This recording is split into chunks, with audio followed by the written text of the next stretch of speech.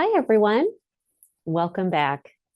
My name is Cindy Goodner, and I'm the Development Director at Seed Savers Exchange, and I'll be the host for your next session. So our next session is titled Plant It Forward, Expanding Gardening Access One Seed at a Time. And we are going to hear from Maddie Yang and Barkha Bishnoi. And again, my name is Cindy, and we will have Sydney Weldon in the chat as our helper today. Before we begin, I'd like to begin with our community acknowledgements, which you can see here on our screen. This is a gentle reminder to be respectful, stay curious, please be patient, speak from your own experiences, try to avoid jargon, be conscious of intent versus impact, take space and make space, and please always take care of yourself. By embracing these community agreements, we embrace a collective responsibility to create spaces that are respectful, inclusive, and empowering for all. Next, I want to take a moment to extend a heartfelt thank you to Decorah Bank and Trust. Your generous support of today's conference has made this all possible. Decorah Bank and Trust's commitment to Seed Savers Exchange and your hospitality and hosting us to make this event possible is so valued. Thank you, Decorah Bank and Trust, for being such generous hosts. And without further ado, it's my honor to introduce Maddie Yang and Barkha Bishnoi, who will give us a presentation titled Plant It Forward, Expanding Gardening Access One Seed at a Time. Barkha is a junior at Richard Montgomery High School in Montgomery County, Maryland. Her passion lies in ensuring and expanding opportunities to achieve food and nutrition security. As co-founder of Food to Flourish, she is excited to work with other like-minded individuals to create innovative solutions that make nutritious and wholesome food readily available for all. And next, Maddie is a sophomore at Moravian Academy in Bethlehem, Pennsylvania. And she is also co-founder of the youth-led nonprofit Food to Flourish, an organization dedicated to expanding nutrition access through a sustainable lens.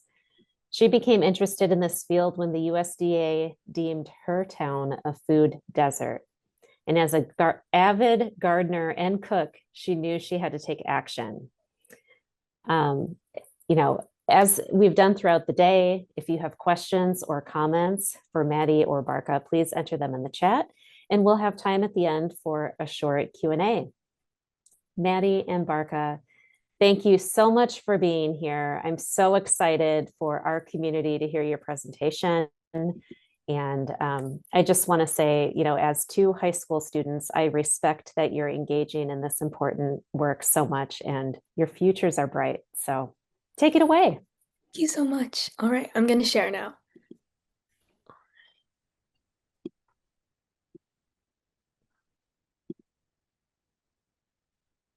Is my screen looking okay? Are we all good? That looks great, Maddie. Okay. Take it away. All right. Hello, everyone. Like Cindy said, my name is Maddie Yang, and I am a rising junior at Moravian Academy in Bethlehem, Pennsylvania. Hi, everyone. My name is Barkha Bishnoi, and I'm a rising senior from Rockville, Maryland. Thank you so much for having us. We're very excited to be here today to talk about our Seed Library initiative, which is called Plant It Forward. So today we're going to get into the importance of seeds and gardening, how we started our project, and how it's going today. So let's go ahead and get started. All right, so we're going to start off this presentation with a quick fun fact. Did you know that there are over 2,500 types of lettuce in the world? And as you can see, these varieties all look quite different from one another, and you may have not guessed that some of them fall in the lettuce category, such as the endive or radicchio, as you can see in the picture. Now, all 2,500 varieties of these lettuces are stored in the seed form at the Svalbard Global Seed Vault in Norway for safekeeping, which, if you're unfamiliar, the Svalbard Seed Vault is a massive safekeeping facility that currently holds 1.3 million seed varieties. And the reason why these seeds must be saved is to preserve crop diversity and crop security in case of disaster in the future. But despite this, the average American still only eats around 4 kinds of different lettuces out of those 2,500 varieties that exist. And these lettuce types are iceberg, romaine, Bibb, and loose leaf. So those are the kind of lettuces which you'll often find at your local grocery store. And as you can see, this pattern applies to a vast variety of different fruits and vegetables, even beyond lettuce. So this picture details how the different types of each fruit and vegetable type has changed dramatically over the last century. So on the note of lettuce, around a century ago, there were 497 varieties which existed in commercial seed houses, but today only 36 were found in the National Seed Storage Laboratory. So we can see that the diversity decreased drastically in that 100-year time frame. And this pattern continued to many other vegetables as well. So we can see that tomatoes went from 408 varieties to 79, cucumbers went from 285 to 16, and radishes from 463 to 27. And this just continues so on and so forth. So, why is this? How come we have so many different kinds of lettuce, but we generally only choose or have access to eat four? And in general, today, why do humans have access to so little variety in our diets compared to years ago? So the answer to this is the creation of industrial agriculture. But what even is industrial agriculture? So now we're going to get into exactly what it is and how it works. So, industrial agriculture involves the use of machinery and chemical processes to produce and grow food. Now, before industrial agriculture, people would often independently grow their own food, forage, or use various types of subsistence methods. But because of the Neolithic Revolution, which marked the shift from nomadic hunter-gatherer lifestyles to settled agricultural societies, people began to think bigger in terms of how they were getting their food. And this process can be described as vertical integration, which is the transition from small, diverse farms to industrialized systems, hence industrial agriculture, to and like things we see today with like multinational corporations like Coca-Cola, PepsiCo, and Nestle, which are all very well known. And with industrial agriculture, we basically have a global food economy where people eat food that they would have never eaten in the past. So if we think about it, it's really surprising that we eat bananas, mangoes, and coconut all in North America, where our climate is not tropical and not well suited for these crops. And in fact, over 25% of the food consumed globally is traded with other countries. But along with continued globalizations, food systems have also become more and more vulnerable to climate-related disasters. And this is due to our reliance on long, complex food supply chains with goods needing to be imported and exported. So that makes it more sensitive to disruptions across the world in any location, which creates a system that is overall less resilient and more prone to crisis.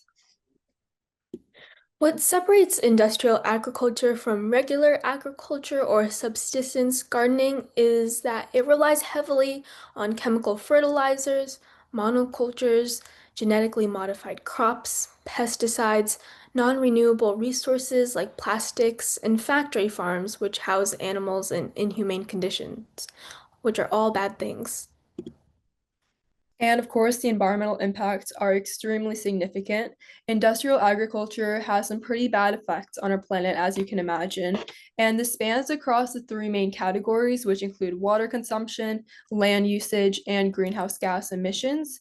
So, concerning water consumption, industrial agriculture is responsible for around 70% of the water loss per year, which amounts to 2 quadrillion gallons. And it also minimizes biodiversity, consumes around 44% of the world's habitable land, which is 48 million kilometers squared, compared to 4 million kilometers squared 1,000 years ago. and depletes the soil of nutrients. And then concerning greenhouse gas emissions, it contributes to around 10% of total US greenhouse gas emissions, as it produces methane from livestock digestion, nitrous oxide from fertilizer, and carbon dioxide from plant matter decomposition. So we can see that the climatic impacts are really all around us. Now, I mentioned this word before, but a big contributor to the biodiversity aspect of industrial agriculture is monocultures. And monocultures, if you're unfamiliar, are the planting of a single crop on the same piece of land year after year after year. And they deplete the soil of all of its nutrients, severely drying it out and increasing the need for synthetic fertilizers and ultimately decreases biodiversity. And if you're unfamiliar with biodiversity, biodiversity means the variety of species we have on Earth, and it can be broken down into bio, meaning relating to life, and diversity relating to the amount of variety. So for agriculture specifically, biodiversity means the variety of plants we consume and the variety of plants grown in our community. And ultimately, biodiversity helps the native plants in our area grow and survive by fostering a more sustainable ecosystem. And now moving on to the importance of nutrition. A large problem that's often overlooked is nutrition security. Although many areas have food available and thus aren't considered food insecure, this food oftentimes lacks nutritional value, and this phenomenon especially targets low-income communities as the cheapest food is often the unhealthiest. Proper nutrition, especially during adolescence, is really critical for both physical and mental development, as this is the time when our bodies and brains are still growing, and what we eat really plays a direct role in things like immune health, energy levels, school performance, or even emotional well-being.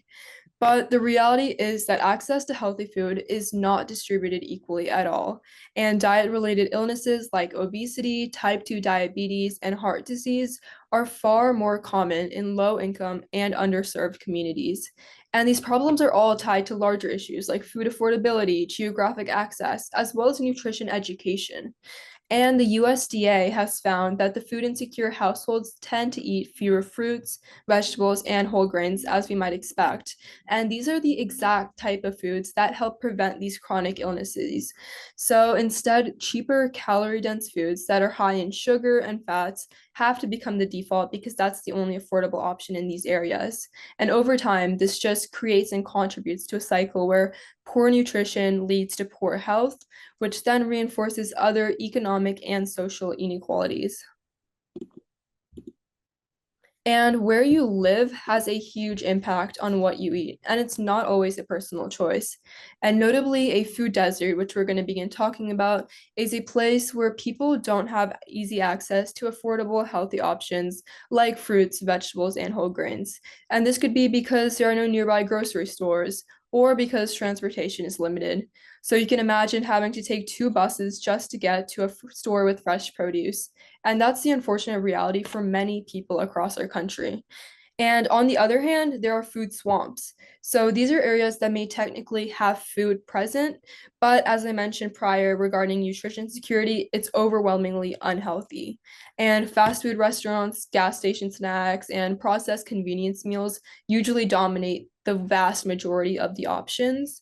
And when you're on a tight schedule or budget, these oftentimes become the go-to meals just because they're so easy to access. And studies have shown that food deserts and food swamps are really and closely linked to higher rates of illnesses that I talked about before. And it even goes beyond physical health. It impacts people mentally too, as kids living in these areas often show poor academic performances because nutrition is so tightly connected to concentration, behavior, as well as energy levels. And today, around 20 million Americans live in food deserts. So from that, it's really clear how severe this problem has infiltrated the United States. Now I'm going to share an example of industrial agriculture with you. I'm sure all or maybe most of you know or have tasted a McDonald's fry before. Long, golden, perfectly crisp fries that are arguably the epitome of American cuisine. Now these fries are made of one type of potato only, the russet Burbank. This potato has the ideal flavor and shape for fry making. But what if I told you that these potatoes have to off-gas for 6 weeks due to the astronomical amount of pesticides that McDonald's has farmers grow their potatoes with? Now, I'm unsure if this remains true, but it was certainly prevalent a decade ago. And in fact, McDonald's customers will often remark how they will find fries in their cars that are still perfectly golden and intact months later, begging the question of whether or not these fries can be considered real food due to their non-rotting tendency. Now, this example continues and connects back to our point of food deserts and food swamps. Oftentimes, in low income neighborhoods, you won't find your average grocery store. These places are often filled with fast food restaurants with low quality food, emphasizing the connection between socioeconomic status and ultimately health. One's location can truly determine their health, well being, and lifespan without them even knowing it. Now, this was the exact scenario in my town, Bethlehem, Pennsylvania. And in 2020, Bethlehem was deemed a food desert by the USDA, but more accurately fit the label of a food swamp as citizens had access to food, but low quality food that lacked nutrients. Think McDonald's and gas station food. People could find calories to fuel themselves, but not ones that nourish themselves. And this is how the Bethlehem Food Co-op, or now Bethlehem Co-op Market, came about in my town. More than just a grocery store, the Bethlehem Co-op Market is dedicated to providing locally sourced, affordable, nutritious food to the community. And this story is what ultimately sparked me and Barkha to take action in my community. So now this begs the question of what can we do to prevent the effects of industrial agriculture worsening? So this brings us to our own solution, plant it forward.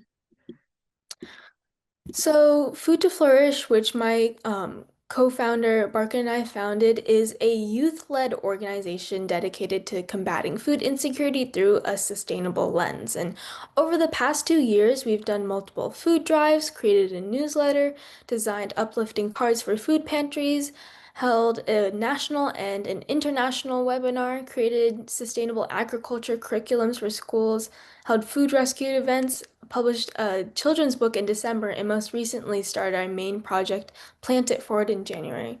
And sustainability and gardening are some of my greatest passions. So besides Food to Flourish, I lead the gardening club and green team, our sustainability club at my school, which are some of my favorite things. And I'm also the co-founder of Food to Flourish. And really, as Maddie all went over, we're focused on strengthening our efforts to target issues of nutrition security by leveraging gardening. And Plant It Forward is one of our more recent initiatives, which we're going to talk about for the rest of this presentation. And I'm going to be a rising senior at Richard Montgomery High School. And I am also really passionate about environmental activism. So I'm the president of my school's environmental club as well. So, Plant It Forward is our newest initiative to create a network of seed libraries for community members to access free seeds to begin their gardening journeys. And at these seed libraries, people take seed packets for themselves and are encouraged to donate some for others, just like a real library, but instead of books, it's seed packets. So we created Plant It Forward with the intention of cultivating a space to promote access to gardening with zero barriers, as the seeds are completely free and available to everyone, as well as a way to encourage more sustainable efforts throughout. We wanted to ensure that everybody has the opportunity to grow their own food as well as contribute to a greener future while doing so. And we also hope that gardening becomes more of an educational tool, especially for youth and kids, and encourages people to become more in touch with the way they get their food, whether it's coming from a store, whether it's coming from a local farmer's market, or whether they're growing it in their own backyard. Now, these are some pictures of the seed libraries we've established so far. This is just a handful of them. So from right to left is the Hellertown Public Library in Hellertown, Pennsylvania, which is near my house. The Bethlehem Area Public Library, their main location in Bethlehem, Pennsylvania. The Nurture and Nature Center Seed Library in Easton, Pennsylvania. The Plainsboro Public Library in Plainsboro, New Jersey. And lastly, the East 40 at the Northampton Community College in Northampton County, Pennsylvania. And this is a list of all of the current locations of seed libraries that we have either donated to or established ourselves. And as you can see, the majority of them are currently in Pennsylvania, but we also hope to create more libraries in New Jersey, Maryland, New York, and other states as well. And as of right now, we are actually beginning relationships with libraries in Georgia, Washington, and Oregon as well. And that's just the start of our work so far. We really hope to continue contributing to, as well as creating libraries in many, many more locations. So as of now, we've really been restricted to our base locations, which is in Pennsylvania with Maddie and Maryland for me. But recently we've begun expanding beyond that. We recently found a national seed library network, which provides information about seed libraries across the world. So we've started reaching out to libraries from afar and have connected with them. And that has been really helpful for us because the libraries in our locations are obviously confined to areas with geographical access where we can quickly go to. But by contacting libraries across the United States, we really hope to expand our reach much further.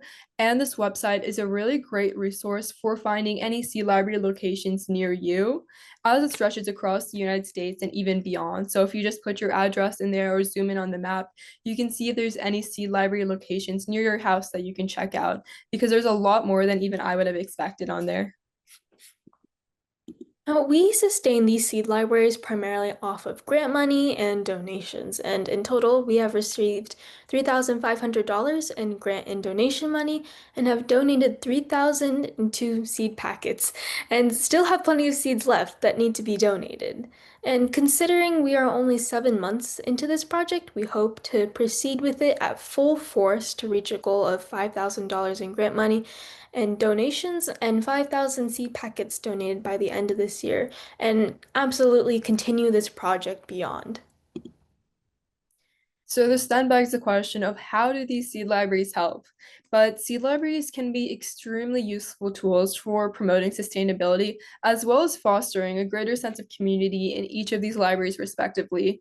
And in particular, seed libraries are able to help reduce carbon emissions, as they can avoid the food miles that usually take place when you purchase something from your local grocery store, as it cuts down on the emissions released during transportation of food. Because even if you go to your local grocery store, you don't know how far that food traveled to get there. And oftentimes that takes a lot of carbon emissions in doing so. And it also protects biodiversity by supporting local ecosystems, and it lessens our reliance on processed store-bought food, which then helps us make healthier choices overall. As we know, the food we grow ourselves is much healthier than anything we can purchase outside or near us. Now, gardening education, as we have mentioned, also plays a large role, and mainly knowing how to grow your own food promotes self-sufficiency and fosters a deeper sense of appreciation for one's food, as you know how much effort goes into growing it. Plus, gardening is great for one's mental health, as exposure to sunlight and touching soil releases serotonin, which is the happy hormone. And to add on to gardening education, gardening is also crucial for one's health, which goes along with having access to fresh, nutrient-dense fruit and vegetables. People who garden tend to eat more in season produce daily, which has a greater amount of nutrients. They are usually more open to trying a greater variety of vegetables, as they know the amount of time and effort that goes into growing food. And they also reduce their consumption of processed foods, which can have a multitude of negative effects on one's health. And now coming back to nutrition, this is where seed access comes in as a really powerful solution. When we say that seed access is nutrition access, we mean that giving people the tools to grow their own food, starting with something as small as a packet of seeds, can open the door to long-term healthier eating. It really empowers families to take control of what goes on their plate, even in spaces that don't look like traditional gardens. One of the most exciting things about our project is that growing food is not limited to people with big backyards. With a few containers, soil, and sunlight, people can grow herbs, greens, tomatoes, and even more on windowsills, balconies, or even inside if they have grow lights. And this makes home gardening a lot more accessible, even in urban settings and apartment complexes. And when families grow their own fruits and vegetables, they're much less reliant on expensive and often unhealthy convenience foods, and this can help reduce grocery bills and also increase the amount of nutrients in their diets, especially in areas where grocery store access is limited. And like we mentioned earlier, a big part of our initiative is that these seeds are entirely free to get. So we want to create that initial push so people have this access from the start and can continue gaining more seeds and contribute to their own gardening. So I know a lot of people in this audience might be expert gardeners, and some may be a little more on the beginner side. And I know that gardening can be intimidating or completely new for a lot of people. So here are some tips that we like to share at our libraries, also on our website page as well, just to help people ease into it. So first of all, gardening does not need to be a scary experience. It's basically one big science experiment that's ultimately meant to be fun, even if it doesn't work out. And I know sometimes it doesn't work out from firsthand experience. And what I recommend is that you get your soil tested and add extra nutrients where your soil is currently lacking, and this could be natural fertilizers or compost. And also start with easier plants like lettuce, beans, radish, and herbs, which don't need extensive care. And over time, you can level up to more difficult, time-consuming plants. And as we've emphasized, gardening can help with promoting healthier eating habits. So Food to Flourish and another student organization, which is called EcoMoco, actually recently published a book last December, which is called Green Eats. And this book is filled with healthy recipes and coloring pages, which are all designed by kids, younger kids, kids our age, and even some older. So this book is a great resource to learn more. So in this book, we have over 60 plus youth created recipes and activities which all feature sustainable eating options. Now, lastly, I wanted to include other ways that you can be more sustainable in other parts of your life, in addition to implementing gardening and being more conscious about the food you consume. So, firstly, starting with composting or vermicomposting goes back into gardening as well, which involves the use of worms to break down your food, specifically for vermicomposting. Now, also reducing your meat consumption, as meat production in general is super taxing on the planet. And if you choose to eat meat or seafood, choose sustainable brands and look for certifications like Marine Stewardship Council or MSC for wild caught seafood and Global Animal Partnership or Animal Welfare approved for meat. Eat locally and seasonally, especially with the abundance of farmers markets there are in the summer. And going back to eating seasonally, that's also applies to gardening as well, which is why it's great. And going to farmers markets is a super fun activity, and it's always great to see what new produce is around and support local people in your area. And also purchase your food without plastic or use a reusable alternative. And finally, be more mindful of your water and energy consumption. And there are many ways that everybody in the audience today can continue to support our efforts. So first of all, you can all definitely follow us on Instagram, which is at foodtoflourish.hq. And there we post our achievements as well as our projects. So if you want to stay updated on all our work, I would encourage you to take a look over there. And you can also make a donation on our website, which is foodtoflourish.org. And these donations are all directly used to fund our seed library initiatives, as we all just want to increase access to seeds at every step of the way. And as we mentioned earlier, we have a book that we created, so you can purchase or borrow our book on Amazon or at the library and leave a review. We would really appreciate that. And most importantly, you can donate your own seeds to seed libraries where you live, or if you live nearby to one of us, you can also donate to one of the locations that we've helped. And you can also sign up to receive our quarterly newsletter where we share more of our projects as well as local news with food access and gardening access. And you can also join our movement. If there's any youth members in the audience today, we would love to have you. We would love to work with anybody here. And you can just email us at our email right there, which is again, foodtoflourish.hq. But we want to thank all of the audience so much for listening to us today. We had a really great time presenting, and we're open to any questions. Maddie and Barkha, I am so impressed. I'm the mom of 2 teenagers, and I'm not sure that either of you sleep because I don't know how you have so many hours in the day to keep up with your schoolwork and activities and then lead in this significant way in your schools and nationwide and internationally, as you told us about. Thank Oh, you thank so you. much. Thank you. Don't worry, we both sleep. I hope you do. I hope you Yes. do, because it's important for self-care. So, people with questions, please drop your questions in the chat, and we will make sure that they get asked. First is a comment from Jennifer. Thank you, Jennifer. And Jennifer says, the future is here in these two young women. I couldn't agree more. Learned a lot from you all. I feel better about the future of our planet because of young people like you two. Thank you on so many levels. Spencer Carter says, I couldn't agree more. Next, here's a question from Melody. What is something that gives you, Maddie and Barkha, hope for the future? Barkha, do you want to start, or I can start? Yeah, of course. I think one thing is definitely seeing so many passionate people out there. One part of our Seed Library initiative is talking to so many librarians, and we've met so many people who are so passionate.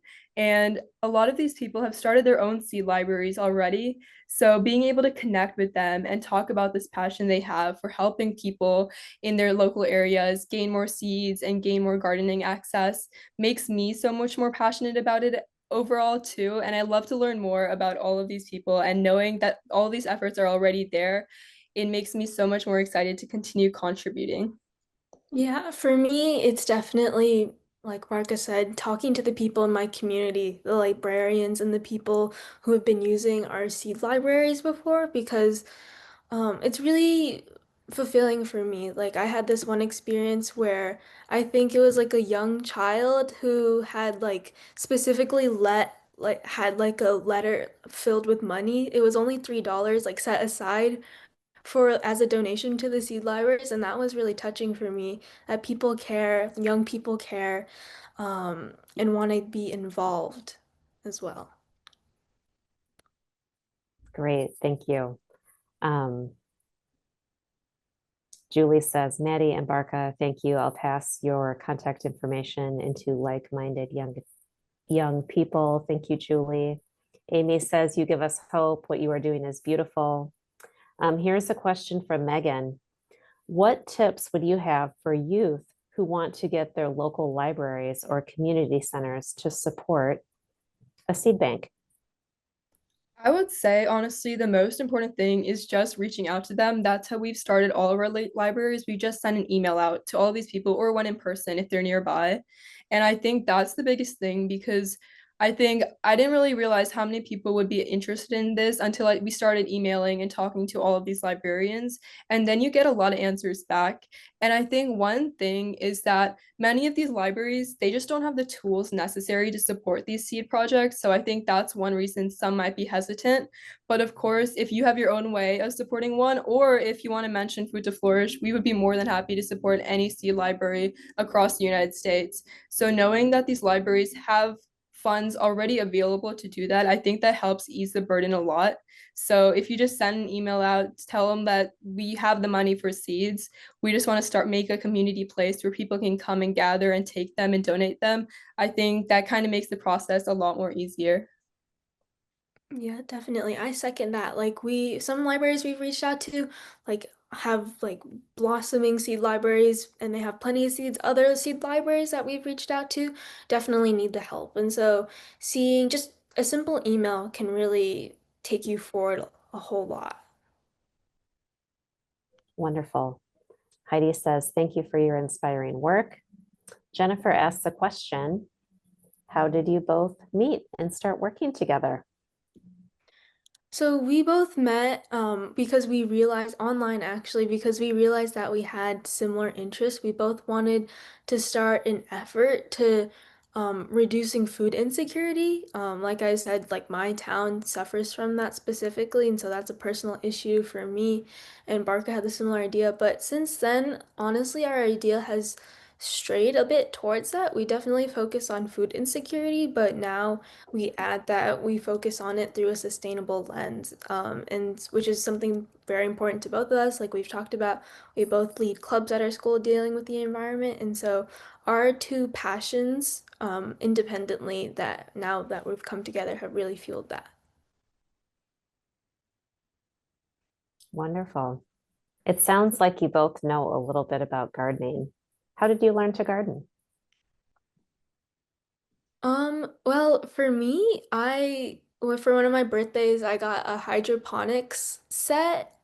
If you're unfamiliar, hydroponics is like basically you're growing plants in like nutrient enriched water. And before that, I kind of failed at gardening. I wasn't really interested in plants. I thought I was bad at it, like a lot of people do. But hydroponics really shifted my view on that because it was so easy and I felt a lot of pride seeing my plants grow. And then since then, which was a couple years ago, my passion has expanded. I have like a container garden outside at my house and I'm very involved with my school's garden. And so I'm not the best gardener, I would say, but I like to do what some people call like chaos gardening, where you just like sprinkle seeds and see what happens. And for me, that can be really rewarding.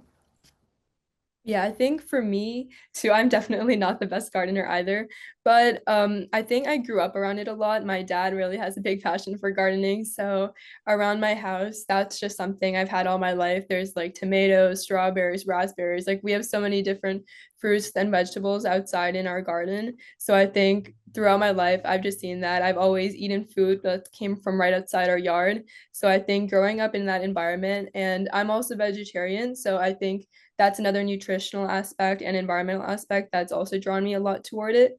So just growing up like in this lifestyle has made me so much more interested in it. And I think realizing that this could be a solution for other issues as well kind of also sparked my continued passion for it. And that's like when I met Maddie, and like Maddie's also really involved in it. So I think that kind of expanded into the solution we created. You know, I really identify with the term that you said, Maddie, of chaos gardening, Yeah. and Sydney chimed in about that as well. I think that removing that fear, like don't be afraid to fail, just try Yeah. and see what happens. And that helps people maybe feel moved to take action for the first time to remove that barrier or fear. So thanks for sharing that. Yeah. Um, Another question from Megan. Have you mentored any peers or other youth in starting their own initiatives? And if not, would you be interested in being a mentor? Absolutely, for sure.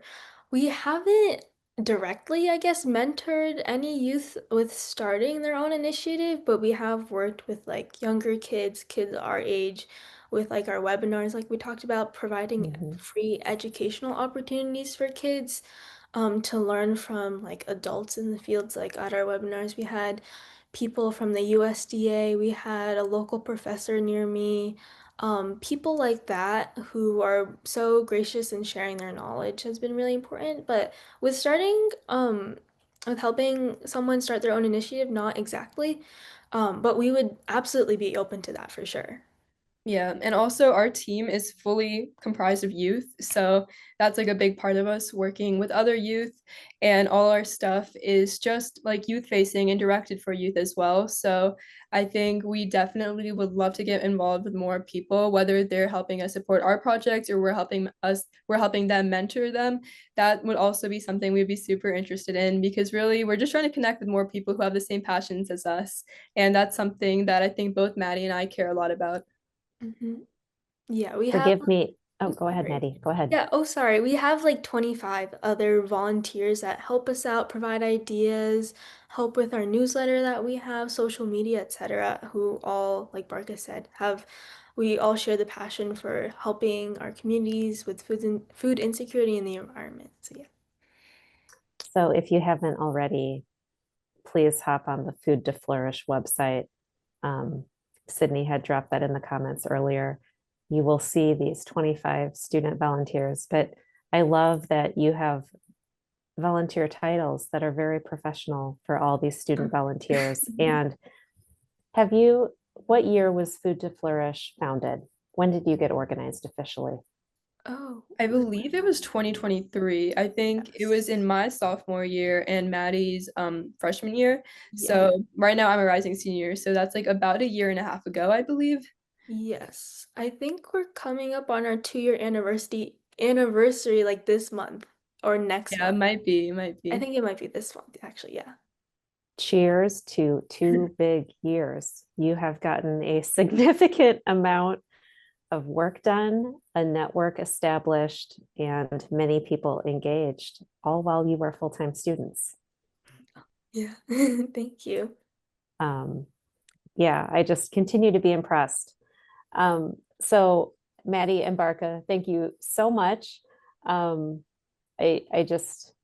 share the enthusiasm of everyone listening right now. Our future is bright because of young leaders like you. So keep going and keep asking questions and keep networking. Next, I'm going to share a special call to action with our conference attendees today. And we're going to share our screen to show that special call to action.